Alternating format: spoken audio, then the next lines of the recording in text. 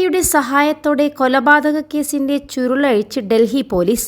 കൊലപാതകത്തിനിരയായ വ്യക്തിയെ തിരിച്ചറിയാൻ മാത്രമല്ല, കുറ്റകൃത്യം നടത്തിയ മുഖ്യപ്രതികളെ കണ്ടെത്താനും AI-യുടെ സഹായത്തോടെ പോലീസിന് സാധിച്ചു.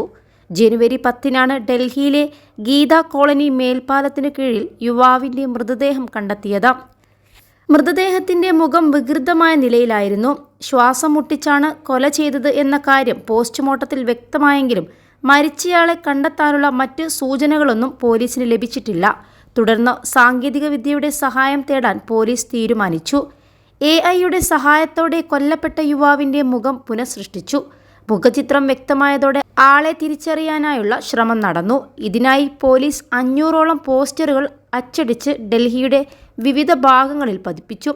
കൂടാതെ വാട്സപ്പ് ഗ്രൂപ്പുകളിലും മറ്റു സാമൂഹിക മാധ്യമങ്ങളിലും യുവാവിന്റെ ഫോട്ടോ പ്രചരിച്ചു. +2 ഡിഗ്രി കഴിഞ്ഞവർക്ക് വേൾഡ്സ് ഫസ്റ്റ് AR/VR ക്ലാസ് റൂമിലൂടെ സ്മാർട്ട് ഫോൺ എഞ്ചിനീയർ ആവാം. കൂടുതൽ അറിയാൻ വിളിക്കൂ ബ്രിഡ്കോ ആൻഡ് ബ്രിഡ്കോ.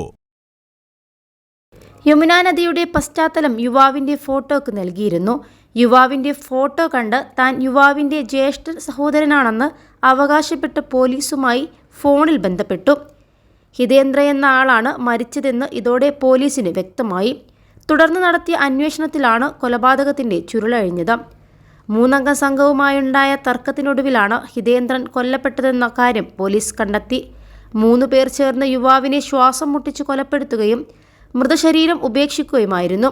തെളിവുകൾ നശിപ്പിക്കാൻ ഒരു സ്ത്രീയുടെ സഹായവും ഇവർക്ക് ലഭിച്ചു. കേസുമായി ബന്ധപ്പെട്ട് സ്ത്രീ ഉൾപ്പെടെ 4 പേരെ ഡൽഹി പോലീസ് അറസ്റ്റ് ചെയ്തു. 21 ലക്ഷത്തോളം സന്തുഷ്ടരായ ഉപഭോക്താക്കളും 2 ലക്ഷത്തോളം തിമിര ശസ്ത്രക്രിയകളും പൂർത്തിയാക്കിയ മലബാറിലെ ഏക കണ്ണാശുപത്രി Al Salama eye hospital, hospital road, Perinthalmanna.